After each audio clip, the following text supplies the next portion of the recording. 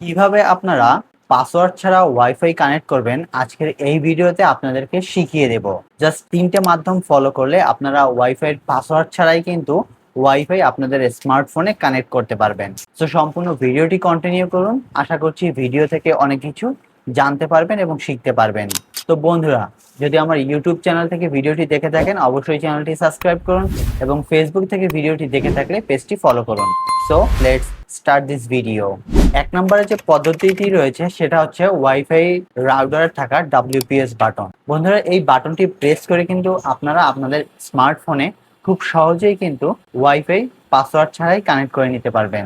অনেক রাউটারে কিন্তু এই WPS বাটনের অপশনটি অফ করা থাকে। যদি কোনো রাউটারে এই অপশনটি ইউজার বন্ধ করে থাকে তাহলে কিন্তু আপনি চাইলেও WPS বাটন প্রেস করে ওয়াইফাই ইনেবল করতে পারবেন না। সো অবশ্যই আপনাকে WPS বাটনের অপশনটি অন রাখতে হবে এবং তখনই আপনি এই বাটনটি প্রেস করে পাসওয়ার্ড ছাড়াই ওয়াইফাই আপনার স্মার্টফোনে খুব সহজেই কানেক্ট করতে পারবেন।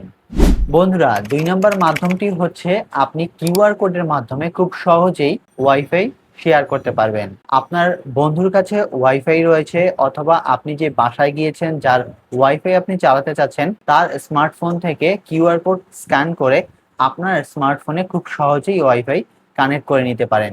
এক্ষেত্রে আপনার কোনো বাটন প্রেস করতে হবে না, কোনো রকমের ঝামেলা পোহাতে হবে না।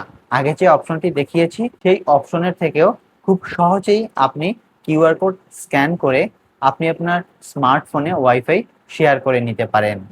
বন্ধুরা, সর্বশেষ এবং 3 নম্বর মাধ্যমটি হচ্ছে গেস্ট মোড ব্যবহার করে আপনি চাইলে ওয়াইফাই শেয়ার করতে পারেন। বন্ধুরা, ম্যাক্সিমাম রাউটারে কিন্তু গেস্ট মোড রয়েছে। তো সেই মোডটি ইনেবল করে আপনি চাইলে আলাদাভাবে একটি SSID দিয়ে আপনি সেই SSID এর মাধ্যমে ওয়াইফাই শেয়ার করতে পারেন।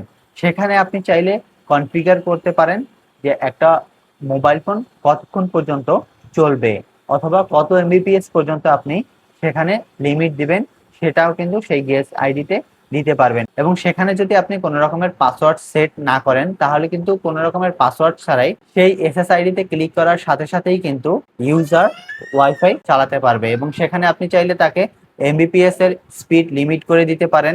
সেখানে চাইলে সে কতক্ষণ ওয়াইফাই ব্যবহার করবে সেটাও চাইলে আপনি নির্ধারণ করে দিতে পারেন।